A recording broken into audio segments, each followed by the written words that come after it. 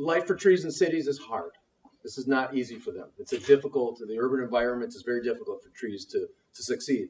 They weren't genetically set up to grow in concrete and asphalt. That's not how they're designed, okay? So we're forcing them to do that, so just understand what that's there. We'll talk about different typical types of construction injury that we'll see there. And then throughout the whole construction process, we think about things, from pre-construction, and that's where you normally tend to have the biggest impact. As arborists, we tend to have that when we're involved from the onset, at the stage where you're developing plans, you're developing contracts. That's where we want to be involved. That's when we have the best chance to be positive and to have good long-term effects. Sometimes what we get asked to do is to come and perform a miracle after construction has already happened. Very difficult to do. Pretty much doesn't happen. Okay, so just understand that.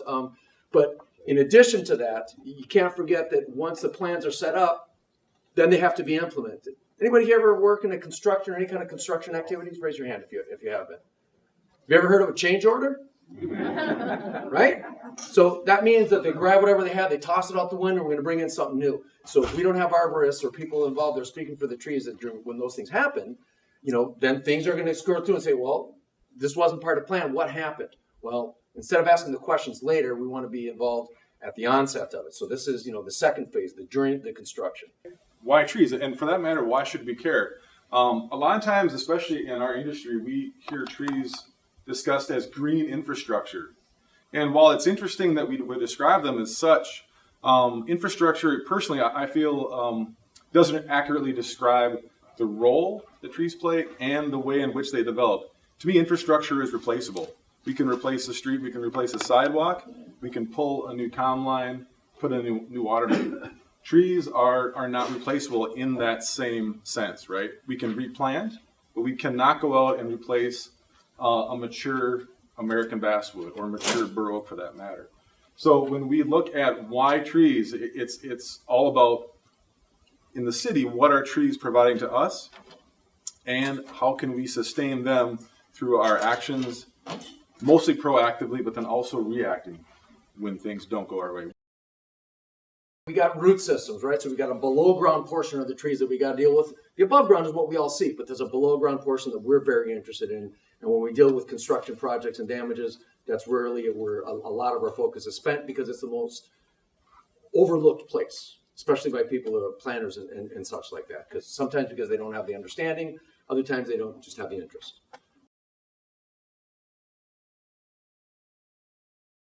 So this is a big cottonwood in St. Louis Park, and before this structural failure happened, there was some cutting. So they decided that grass was very important in this area, and so they wanted to put an irrigation line, right?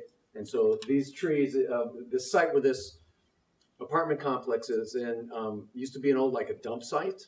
So why is that important? Because the soils are very shallow in terms of there. So we have cottonwoods that are kind of genetically designed to have shallow roots, as being those riverbend species, being forced to have those. And now we go in as humans say, oh, we would like some water in there too, grass, because this would be important because grass is going to go really well in the shade. And so unfortunately, the consequence of this was, you can see some of where those cuts were. I did talk to this person, by the way, when this happened. He saw the tree come in, he dove into his closet, and he was saved that way. So that being said, note that when this happened, this was from the tornado that went through Minneapolis not that long ago, and so that was a severe wind event.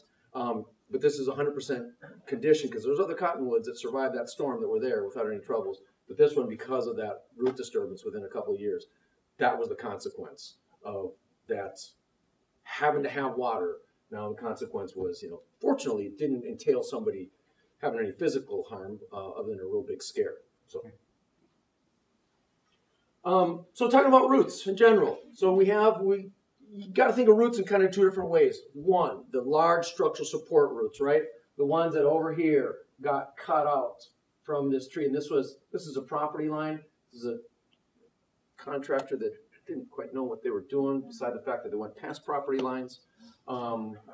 They had no interest in tree preservation whatsoever. So this is within what we would call kind of a root plate area. These trees are, and this is also on the west side of the tree. Those of you know where prevailing winds are coming from, it can get pushed from there. And so it's an anchor point there's now gone. So this tree is structurally set up for failure. So it's just a question of not if, but when is it going to happen? And that's assuming that the tree makes it. So, but just from the standpoint of these large structural roots, its ability to hold onto the soil and keep defying gravity when pushed on by the wind is severely compromised by cutting these roots.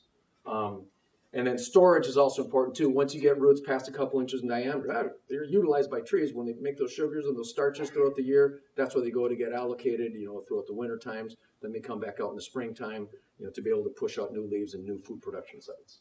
Okay. Then in addition to these large and structural support roots, we also got to worry about the small, fine ones. And this right here, this is a big old silver maple, another one of our riverbend species. And this is near that new bridge that they put near Stillwater, crossing over to St. Croix. This was a wind throw event, but this is right next to the river down there. And so this is all small, fine roots that are kind of, it's part of the big root plate. So all the big, massive roots came up, and you can see all the small, fine ones that are there. So understand that their job is to take up water and nutrients. And so even if we're able to preserve the large structural support ones, by not cutting them, if we do compaction on there and severely impact the abilities of the tree to take up water and nutrients, you still can have consequences from that. And this is going to be more of a biological consequence than a structural one. We lose these, this is a structural issue, possibly biological too, but this is 100% a biological more of an issue than anything else, losing those.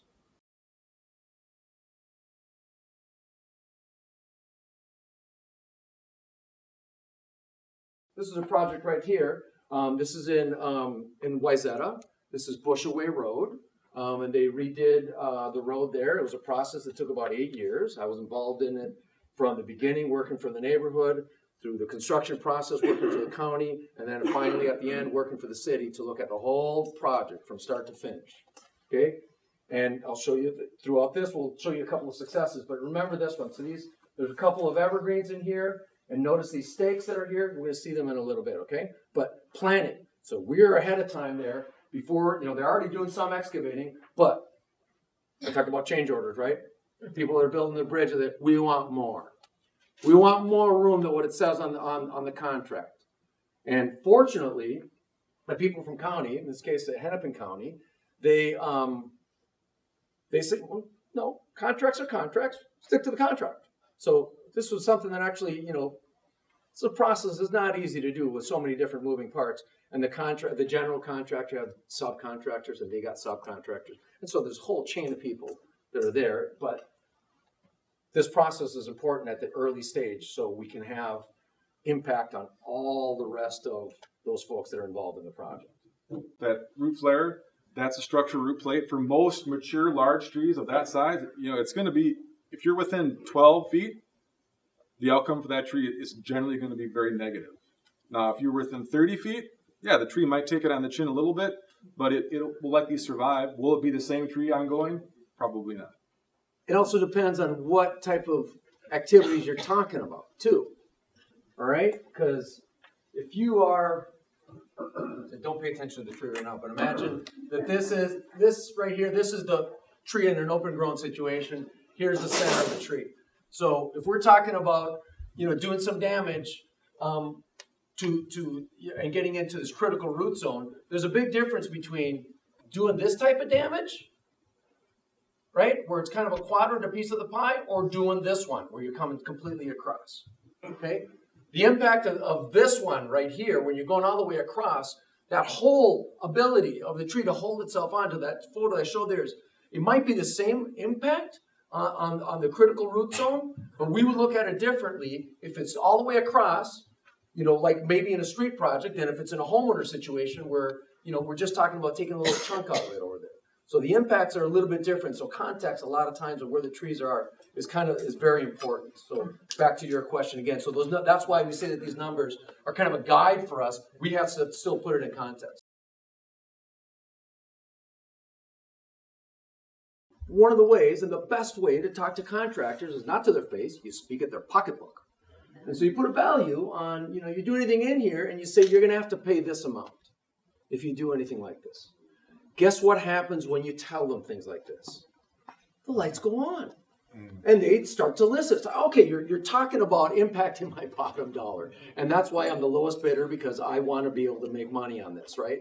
So if you tell them that there's going to be consequences for doing things, this is one of the first ways to kind of do this. Is unfortunately, it'd be great if we just said, if we, are you okay with this? Yeah, you're not going to do this? Great. It'd be great if we take them on their word. It would be great. Unfortunately, things don't always work out that way. So in our society, you got to put a monetary value on this as a consequence for doing this. So note that this is also, it's a fence you probably won't be able to run over, will you? Or at least not without a consequence of that vehicle. Chances are you're not going to do that, because then you'd have to pay for repairing that vehicle. Again, this is back to, to the money part of this. So this is important because not only it says tree protection zone, but it says if you got to get in here, if you got to do something, there's a value. And chances are that value was already in the contract saying, if you do any damage to trees in these situations, you have to pay for X amount of dollars for that. Okay?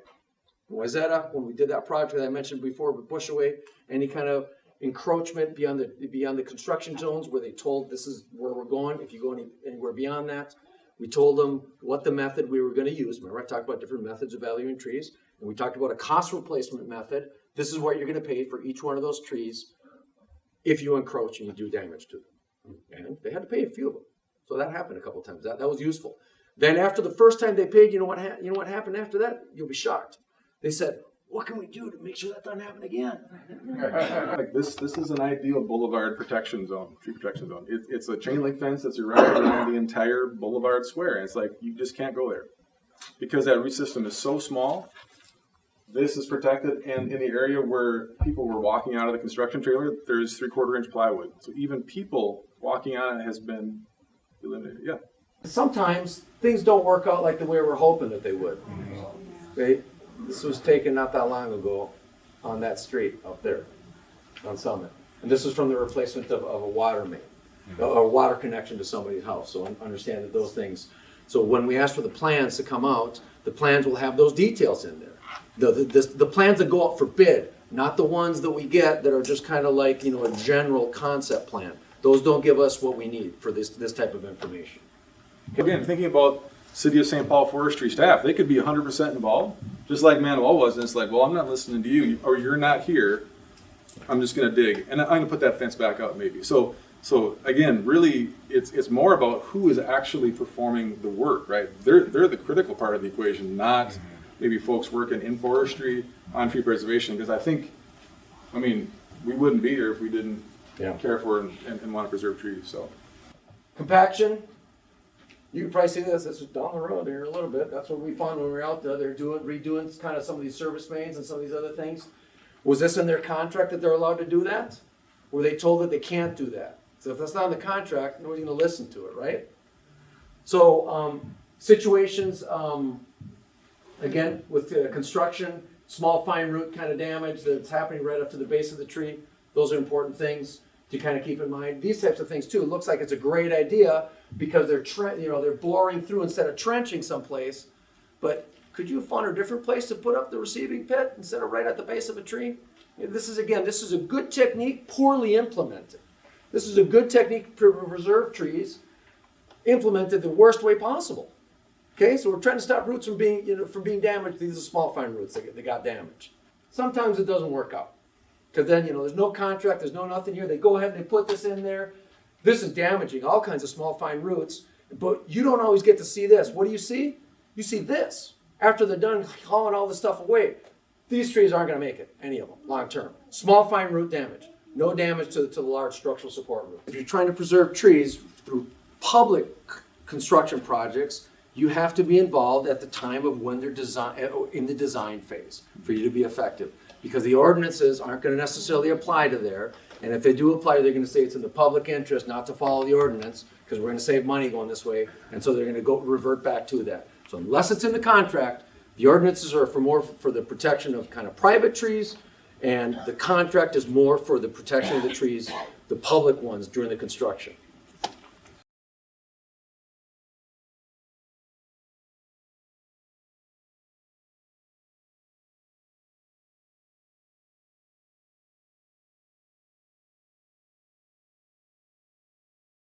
Chad and then going all the way across compared to making a cut just from here to that post, percentage-wise, I'm probably impacting a similar percentage of the critical root zone. But what I just did when I went across here to this root plate, to the tree's ability to hold itself off, is significantly different. I'm only taking out one or two of the anchors over here. Here I'm taking out a whole side of anchors. Does that make sense? So this is to kind of put in perspective what we talked about in there. This cut terrible, this cut manageable. So, but it might be the same percentage-wise number, but the impact completely different.